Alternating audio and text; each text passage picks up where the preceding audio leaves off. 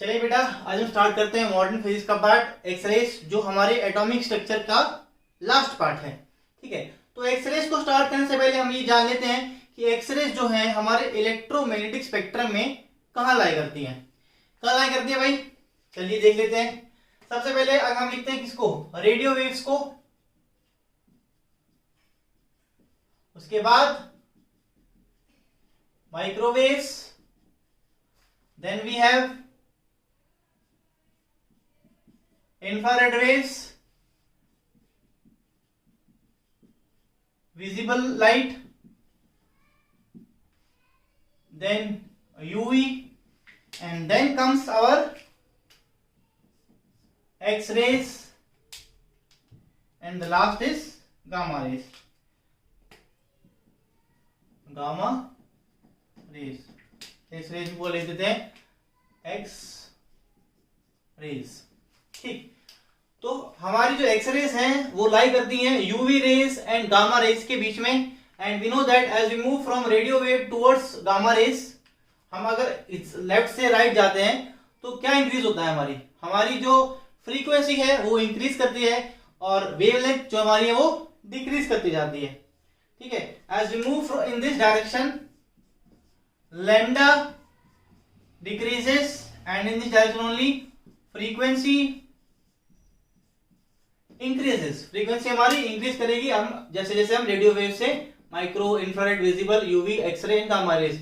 So we can say that gamma rays are having highest frequency and least wavelength. Gamma rays have very high frequency and minimum wavelength, and radio waves have very high wavelength and very low frequency. ठीक है, अब जो gamma rays की जो wavelength range है, gamma rays की जो wavelength range है वो क्या होती है हमारी? गामा वेव की वेवलेंथ रेंज होती है बिटवीन 0.1 एंगस्ट्रॉम टू 100 एंगस्ट्रॉम। ठीक है, अगर इधर से चलूंगा तो 100 एंगस्ट्रॉम से लेकर 0.1 एंगस्ट्रॉम तक जाएंगी हमारी क्या वेवलेंथ लिखी है मैंने, ये चलिए लिख देते हैं। जो वेवलेंथ है,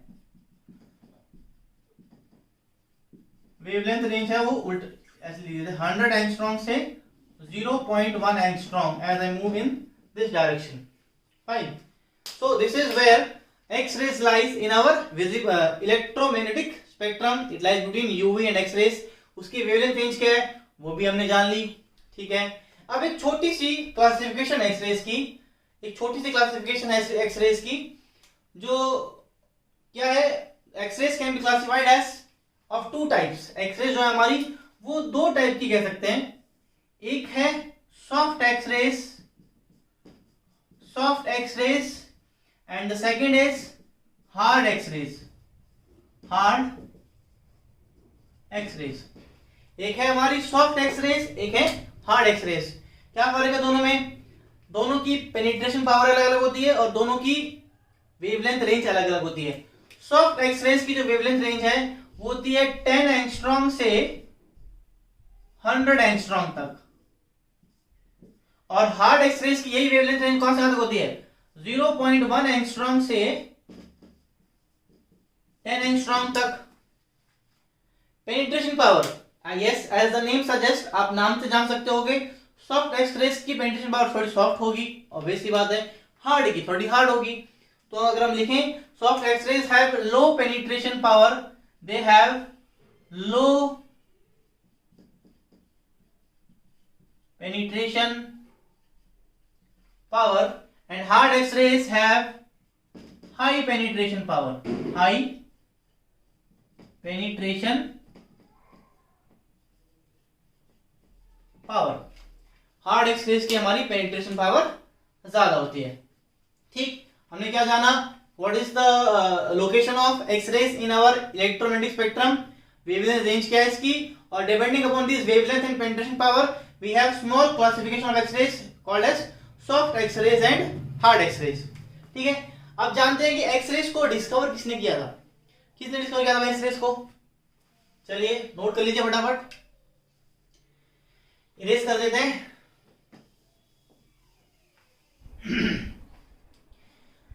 तो रॉन्गटेन साहब एक एक्सपेरिमेंट परफॉर्म कर रहे थे जिसमें एक डिस्चार्ज ट्यूब थी which was operating at low pressure and high voltage.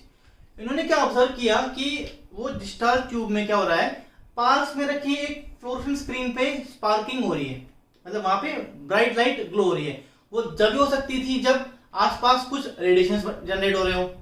तो उनको लगा हो सकता है विजिबल लाइट हो। उन्होंने क्या किया, उस डिस्चार्ज ट्यूब के ऊपर ब्लैक पेपर से रैपिंग कर दी, ये देखने के लिए, क्योंकि अगर ब्लैक पेपर की रैपिंग होगी तो विजिबल लाइट बाहर नहीं जा पाएगी। फाइन, लेकिन फिर भी वो स्पार्किंग हुई, स्पार्किंग क्या, सॉरी, वो स्पार्कल्स आए उस पे, फ्लोरोसेंट स्क्रीन पे ब्राइटनेस आई। तो फाइनली उन्होंने डिस्कवर किया कि जस्ट यस, इस सिनेरियो में एक्सरेज जो है वो जनरेट हो रही हैं, इस केस में एक्सरेज जनरेट होती हैं। ठीक है, so X-rays were discovered by mister Roentgen. ठीक, ऐसे एक्सपेरिमेंट उन्होंने गलती से डिस्कवरी करी थी। अब हम लैब में अगर हमें एक्सरे बनानी हो तो कैसे बनाते हैं, हम लैब में एक्सरेज कैसे बनाते हैं बेटा,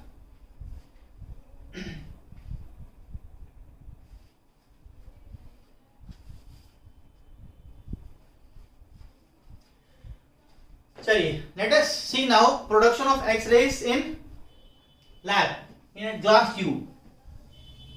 ग्लास ट्यूब में एक्सपेरिमेंटल सेटअप जो है एक्सरे प्रोड्यूस करने का वो क्या है, जो एक्सपेरिमेंटल सेटअप है एक्सरे प्रोड्यूस करने का वो क्या है।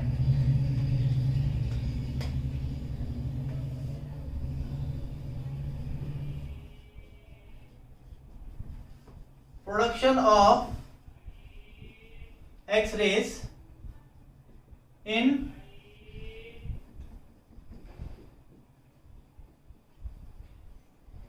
कोलिक्स ट्यूब। ठीक, सबसे पहले तो मैं आपको बता दूं, आप फोटो इलेक्ट्रिक इफेक्ट जानते होंगे। क्या होता है फोटो इलेक्ट्रिक इफेक्ट में बेटा, कि whenever light falls on a metal and if a sufficient frequency and wavelength, then electrons are emitted. What is photoelectric effect? Whenever light falls on a metal of sufficient wavelength and energy, electrons are emitted. X-ray का production का जो phenomena है वो just opposite to photo electric effect है। इसमें क्या होगा, electrons गिरेंगे और लाइट निकलेगी। फोटो इलेक्ट्रिक इफेक्ट में क्या होता है, लाइट गिरती है, इलेक्ट्रॉन निकलते हैं। एक्सरे प्रोडक्शन क्या है, इलेक्ट्रॉन गिरेंगे और लाइट निकलेगी। लिख लेते हैं, it is opposite to, it is opposite to photo electric effect. Photo electric effect का बिल्कुल ऑपोजिट होता है। क्या होता है इसमें, electron strikes the metal surface and X rays are emitted. Electrons strike the metal surface and X rays are emitted. तो जो एक्सपेरिमेंटल सेटअप था वो देख लेते क्या होता है। देखिए,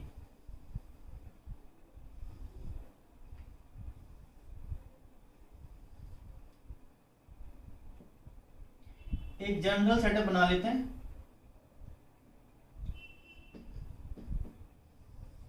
ठीक है, ये हमारी ग्लास ट्यूब है मान लीजिए, इसमें इलेक्ट्रॉन जनरेट कराने के लिए एक इलेक्ट्रॉन गन ले लेते हैं। ठीक है, दिस इज इलेक्ट्रॉन गन से थर्मियोनिक एमिशन के कारण यहाँ इलेक्ट्रॉन जनरेट होंगे। ठीक है, क्या है ये,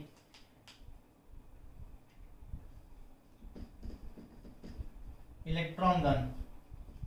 क्या होगा इससे, करंट फ्लो होगा, current I will flow in this circuit and due to heat electrons will get ejected out. आपने प्रोसेस पढ़ा होगा, process of generating electron from the metal using thermionic emission. यहाँ थर्मियोनिक एमिशन होगा और यहाँ से इस फिलामेंट से क्या होगा, इलेक्ट्रॉन्स एमिट होंगे। ठीक है, इलेक्ट्रॉन एमिट होंगे, एक इलेक्ट्रॉन की पूरी रे आएगी। अब इस रे को एक्सेलरेट कराने के लिए हमने क्या किया, एक और बैटरी लगा दी। हमें यहाँ पे एक बहुत हाई पॉजिटिव टर्मिनल लगाया।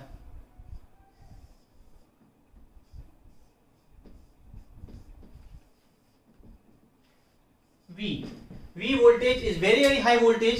सोच के देखो, अगर ये वोल्टेज बहुत हाई है, so this anode is at very high positive potential, electrons are attracted towards this plate. Fine, और इस प्लेट के पास, इस प्लेट को ही कनेक्ट किया जाता है, अटैच किया जाता है इसके साथ एक टारगेट मटेरियल, इसको बोलते हैं टारगेट मेटल, जिसके ऊपर इलेक्ट्रॉन्स की बम्बार्डिंग करनी है। जो हमारे इलेक्ट्रॉन्स थे, इलेक्ट्रॉन्स आएंगे और यहां से क्या निकलेगा, यहां से एक्स रेज एमिट होंगी, एक्स रेज। ठीक है। When electrons of sufficiently high energy are striking a metal surface, photons are emitted in the frequency range of X-rays. Photons are emitted in the frequency range of 0.1 angstrom to 100 angstrom, depending upon किस energy के साथ electron strike हो रहे हैं, कितने electron strike हो रहे हैं। We can calculate the intensity of X-rays and penetration powers। ठीक है। तो ये सेटअप था हमारा किसका, प्रोडक्शन ऑफ एक्सरे का। दोबारा बता देता हूं सेटअप क्या। देखो करना क्या है बेसिकली, ये जो ब्लैक कलर का सर्किट है इसका काम क्या है, टू जनरेट इलेक्ट्रॉन, इसलिए नाम दिया गया electron beam. In this process electrons are generated using thermionic emission. Thermionic emission मतलब क्या होता है आपको जानते होंगे, अगर किसी मेटल को हीट किया जाता है और हीट करने के कारण उसके पूरे एटम्स की जो एनर्जी है वो इतनी हाई हो जाए कि इलेक्ट्रॉन्स अपने आउटर मोस्ट शेल छोड़ के बाहर निकलने लग जाए। Fine. And that process of ejection of electron is called thermionic emission. So this is electron gun which emits electron by using the process of thermionic emission. Electrons eject हुए। ये जो blue colour की potential plate है ये क्या है, this is negative potential, this is very high positive potential.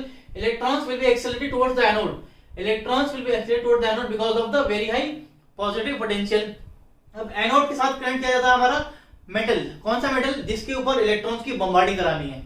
ठीक है, वो मेटल हमारा एनोड पे पॉजिटिव पोटेंशियल पे रखा जाता है, जिसपे हमें इलेक्ट्रॉन्स की बम्बार्डिंग करानी है। इलेक्ट्रॉन्स बहुत हाई एनर्जी से आएगा, टकराएगा मेटल के ऊपर। अब होगा क्या, सोच के देखो, बहुत हाई एनर्जी, ये पोटेंशियल वेरी हाई पोटेंशियल है, किलो वोल्ट, ठीक है, मेगा वोल्ट। अगर बहुत हाई स्पीड से इलेक्ट्रॉन आया और मेटल से टकराया तो क्या उसकी बहुत हाई स्पीड सडनली स्टॉप हो गया इलेक्ट्रॉन। सोच के देखो आप, इलेक्ट्रोमैग्नेटिज्म का टॉपिक याद करो। Whenever a charge particles accelerate, हो क्या रहा है, वेरी हाई वेलोसिटी से स्ट्राइक करा तो स्टॉप हो गया इलेक्ट्रॉन, या वेलोसिटी बिल्कुल कम हो गई है, एक्सेलरेशन हुआ है। When a charge moving with very high velocity is striking a metal, it accelerates, and whenever charge accelerates electromagnetic radiations are emitted. आपने पढ़ा होगा आपका इलेक्ट्रोमैग्नेटिक वेव थ्योरी में कि accelerating charge always produce EM waves, accelerating charge always produce EM waves. तो इस bombardment में क्या हो रहा है, हाई स्पीड का इलेक्ट्रॉन मेटल से टकरा रहा है और उस टकराने के कारण उसकी वेलोसिटी डाउन जा रही है, और ये जो एक्सेलरेशन पीरियड है इसके कारण हमारी रेडिएशन जो है वो एमिट होती हैं, और वो रेडिएशन जो है वो एक्स रेज की रेंज में लाई करते हैं, और उन्हीं को हम क्या बोलते हैं, उनको बोलते हैं हम एक्स रेज। क्लियर, ठीक है भाई।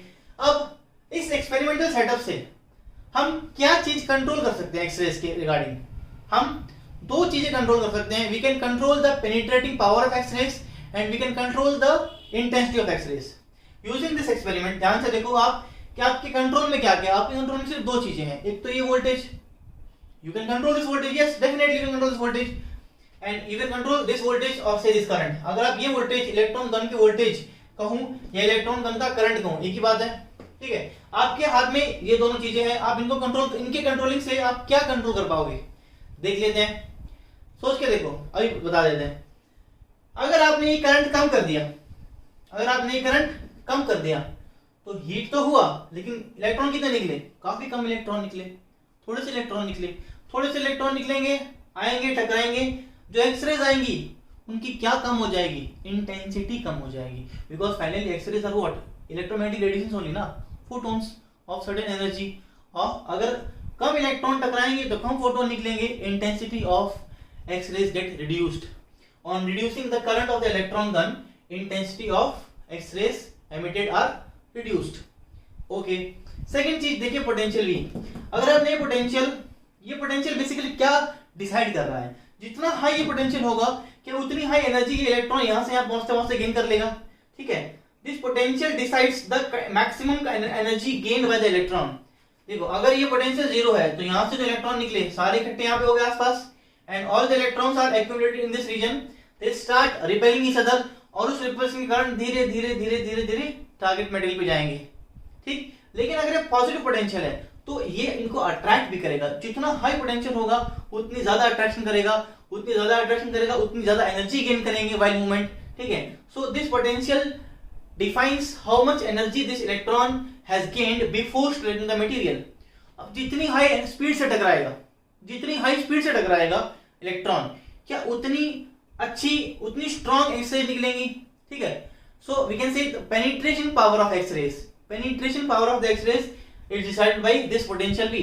सोच के देखो, ज्यादा एनर्जी से टकराया तो जो एक्सरेज निकल रही है उनकी जो वेवलेंथ आएगी वो 0.1 से 10 एंगस्ट्रॉम के बीच आएगी। अगर बहुत हाई एनर्जी से इलेक्ट्रॉन टकरा रहा है तो जो एक्सरेज निकलेंगी उनकी जो वेवलेंथ रेंज आएगी वो 0.1 से 10 एंगस्ट्रॉम के बीच होगी। इसका मतलब हार्ड एक्सरेज, इसका मतलब वेरी हाई पेनिट्रेटिंग पावर। समझ आया? चलिए इसी बात को हम अब लिख लेते हैं। Production of x rays I hope समझ में आ गया होगा। Exactly opposite to photo electric effect. उसमें क्या होता है, लाइट गिरती है, इलेक्ट्रॉन निकलते हैं। इसमें क्या हो रहा है, इलेक्ट्रॉन टकरा रहे हैं और लाइट निकल रही है। तो ये लाइट ही ना, विजिबल नहीं है तो क्या हुआ, it is energy packet only but not lying in the visible range. Clear? Note कर लीजिए। अच्छा चलो, अभी हमारा अगर सेटअप है ही तो एक बात और जान लेते हैं। सोच के देखो कि ये जो इलेक्ट्रॉन यहां से चला और यहां टकराया, इसकी जितनी भी काइनेटिक एनर्जी होगी, क्या सारी की सारी energy is used up in production of x rays? क्या सारी एनर्जी इलेक्ट्रॉन्स की एक्सरेज को प्रोड्यूस करने में निकल जाएगी? नहीं, ऐसा नहीं होगा। बल्कि होता क्या है, 1 to 2%, only 1 to 2% of the energy is used in production of x rays. बाकी 97, 98, 99% energy is wasted and it is used to generate heat। Heat की फॉर्म में वो सारी एनर्जी वेस्ट हो रही है। किस फॉर्म में वेस्ट हो रही है वो एनर्जी? सारी हीट की फॉर्म में एनर्जी वेस्ट हो रही है। ठीक है, इसका मतलब इस मेटल का जो भी टारगेट मेटल है, अगर इस पे maximum energy of the electron is wasted in form of heat तो इसका टेम्परेचर जल्दी बढ़ेगा भैया। टेम्परेचर बढ़ेगा तो मेल्ट होने के चांसेस हैं। तो हमें क्या चाहिए, हमें ऐसा मेटल चाहिए जिसका मेल्टिंग पॉइंट बहुत हाई हो। ठीक है ना, इसका मेल्टिंग पॉइंट बहुत हाई हो। बहुत हाई नहीं होगा तो क्या होगा, इलेक्ट्रॉन आएंगे, टकराएंगे, ज्यादा स्पीड से एनर्जी लॉस करेंगे, मेल्ट हो जाएगा। मेल्ट होने के बाद बचेगा कुछ नहीं, एक्सरेज खत्म। ठीक है, तो पहली कंडीशन हमें क्या चाहिए, पहली रिक्वायरमेंट क्या हमारी, ऐसा मेटल जिसका मेल्टिंग पॉइंट बहुत हाई हो। व्हाई? क्योंकि अगर इलेक्ट्रॉन वहां टकरा रहे हैं तो ज्यादा एनर्जी जो है वो वेस्ट हो रही है इन फॉर्म ऑफ हीट, उसको ज्यादा हीट मिल रही है। हीट मिलेगी तो मेल्टिंग पॉइंट अगर हाई नहीं होगा तो जल्दी से मेल्ट हो जाएगा। ठीक है, दूसरी चीज, ठीक है, हीट मिल रही है, उसका स्पेसिफिक हीट भी ज्यादा होनी चाहिए।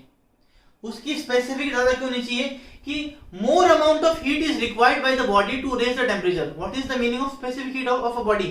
Specific heat of the body क्या होती है, the amount of heat required by the body to raise the temperature. अगर वो ज्यादा होगी तो जाहिर सी बात है ज्यादा हीट लेने पर ही उसका टेम्परेचर धीरे धीरे इंक्रीज होगा। Right? Clear? Third thing, thermal conductivity should be very very high.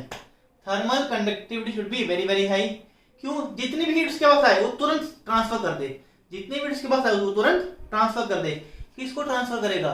जो इसको हीट होने से बचाएगा, जिसको हम बोलेंगे कूलेंट। ठीक है, हम इसके आसपास क्या लगा देंगे, एक कूलेंट मटेरियल लगा देंगे जो इसको ठंडा रखेगा, कूलेंट। ठीक है भाई, अगर हीट तो हो रहा है, देखो हीट तो होगा। अब we cannot depend entirely कि ऐसा मेटल लें जिसकी मेल्टिंग पॉइंट बहुत ज्यादा हाई हो और हीट देते रहे, कूलेंट ना लगाएं। कूलेंट लगाने से हम सेम साइड पे आ जाते हैं कि अगर मेल्टिंग पॉइंट हाई भी है और ज्यादा हीटअप भी हो गया है तो high thermal capacity, high thermal conductivity कारण वो सारी हीट कूलेंट को ट्रांसफर कर रहा है और टेम्परेचर अपना कांस्टेंट मेंटेन कर पा रहा है। ठीक है, सो दिस इज हाउ और ये सारी properties, high melting point, high thermal conductivity, high specific heat capacity, ये सारी किस मटेरियल में पाई जाती है? All these properties are found in the metal having high atomic number. All these properties which are requirement for our production of X-rays are found in what? Are found in atoms having high atomic number. Got it? चलिए, जो हमने अब समझाया है वो अब लिख लेते हैं। चलिए, वेरी गुड। इरेज कर देता हूं इसको।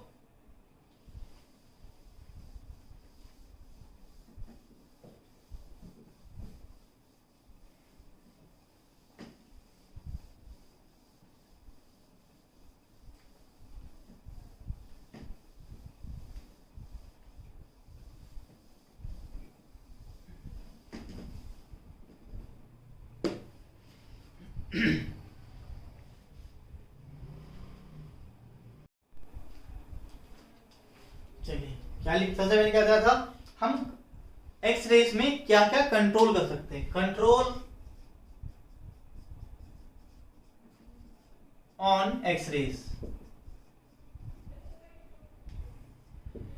क्या बताया था भाई मैंने, सबसे पहले हम कर सकते हैं इंटेंसिटी कंट्रोल, बताया था आपको, डायग्राम याद होगा, intensity control, intensity control. How we can control intensity, what is intensity.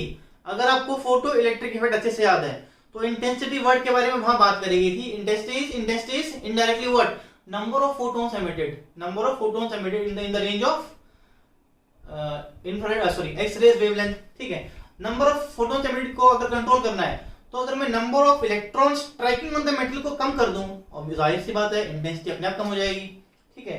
और नंबर ऑफ इलेक्ट्रॉन्स एमिटेड कम कैसे होंगे, जब इलेक्ट्रॉन गन का करंट कम होगा। फाइन, लिख लेते हैं इस बात को, on reducing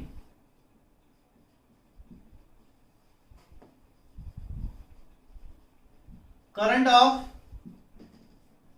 electron gun used for ejection of electrons, on reducing current of electron gun used for ejection of electrons, electrons emitted gets reduced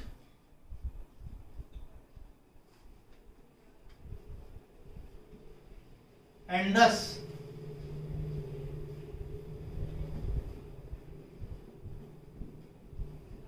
intensity of X-rays produced also get reduced.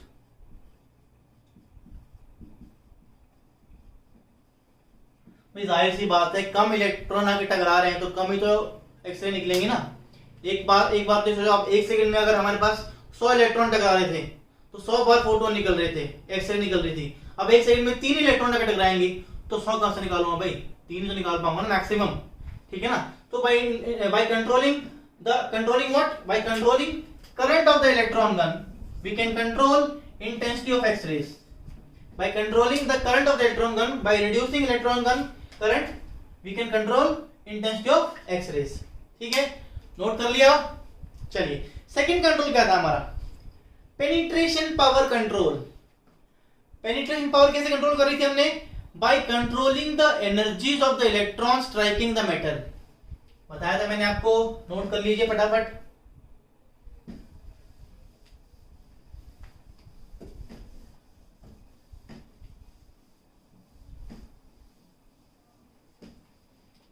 Second क्या point है, penetration power control. Penetration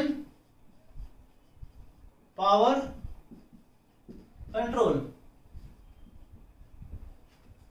how can we control the penetration power of X-rays if we are in a state to control the energy of the electron striking the metal। अगर electron low energy के साथ, कम energy के साथ जाके टकराएगा तो जो उससे x ray निकलेंगी वो भी ज्यादा वेवलेंथ की निकलेंगी, कितनी, 10 से 100 एंगस्ट्रॉम, जो होती है सॉफ्ट एक्सरेज। इस सॉफ्ट एक्सरेज है तो मतलब लो पेनिट्रेटिंग पावर है, ठीक है।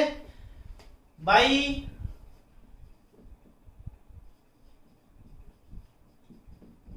Controlling energy of electrons emitted by electron gun,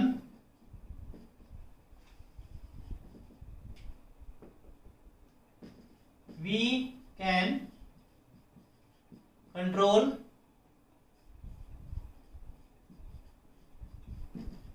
penetration power of X-rays। Second point क्या है, if anode voltage is reduced,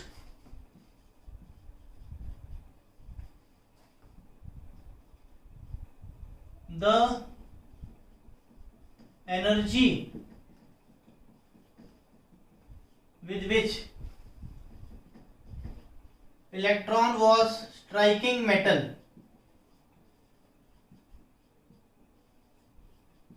gets reduced, and thus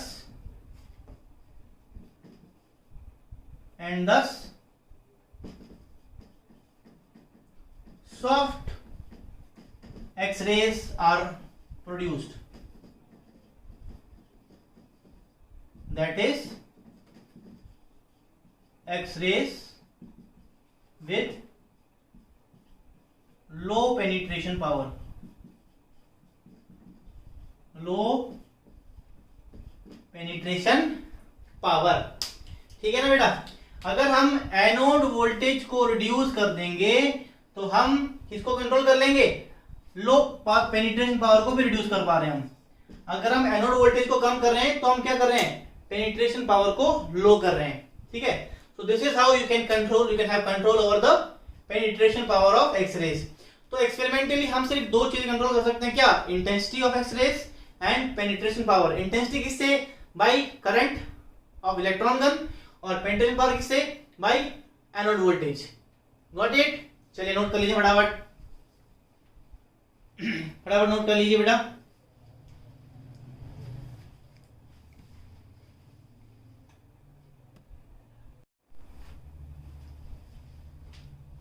चलिए, so these are the only two type of control which we can have on X-rays.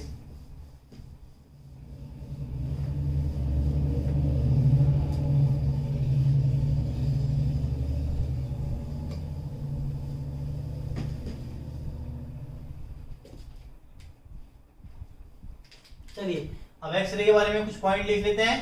How X-rays are produced, क्या phenomena, क्या उसकी theory है. When electrons with high energy, high velocity कहूं या energy कहूं एक ही बात है. When electrons with high velocity strikes metal surfaces,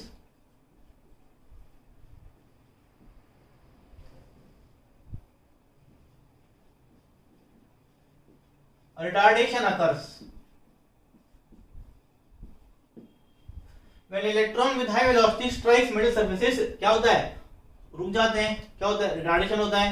and by electromagnetic wave theory,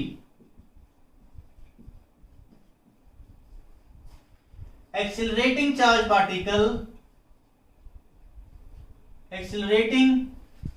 particles produce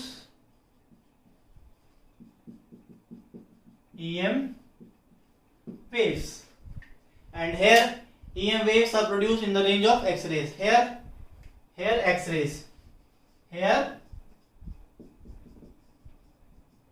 X-rays are produced. Fine. Second point लिख लीजिए. Most of the energy, कितनी? 98 to 99%. Most of the energy of electron is wasted in form of heat. Most of the energy of the electron is wasted in form of heat, and only 1 and 2% is used to produce X-rays. That is, only 1 to 2% is used for production of X-rays. Only 1 to 2% is used for the production of X-rays. ठीक है बेटा? ठीक है. चलिए इसी में लिख लीजिए एक और point. Most of the energy is wasted in form of heat. Therefore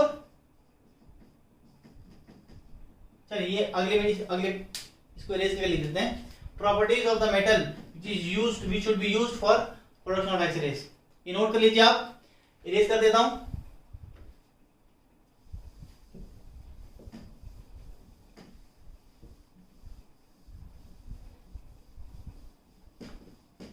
ये सारी बातें मैं आपको डायग्राम के दौरान समझा चुका हूं बेटा, सिर्फ लिख रहा हूं अभी ताकि आप लोग नोट्स प्रिपेयर कर पाओ.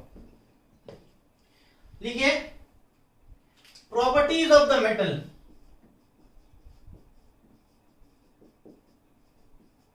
Properties of metal. मेटल कौन सा मेटल? या वो वाला एटम, वो वाला एलिमेंट जिसके कारण, जिस पे हमें इलेक्ट्रॉन की बॉम्बार्डिंग करानी है. सबसे पहली प्रॉपर्टी क्या थी? It should have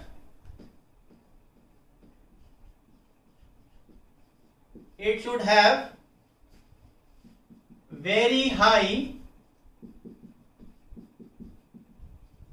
melting point. भाई बिकॉज 98% एनर्जी इलेक्ट्रॉन की हीट की फॉर्म में वेस्ट हो रही है, तो अगर ज्यादा हीट मिलेगी तो मेल्ट हो सकता है ना, बताया था आपको. Second, it should have high specific heat capacity. What is specific heat capacity? The amount of heat required to raise the temperature of the body. बताया था मैंने आपको, हाई होनी चाहिए, ज्यादा हीट ले पाएगा, कम से कम टेम्परेचर बढ़ेगा तभी फायदेमंद है. थर्ड क्या है? It should have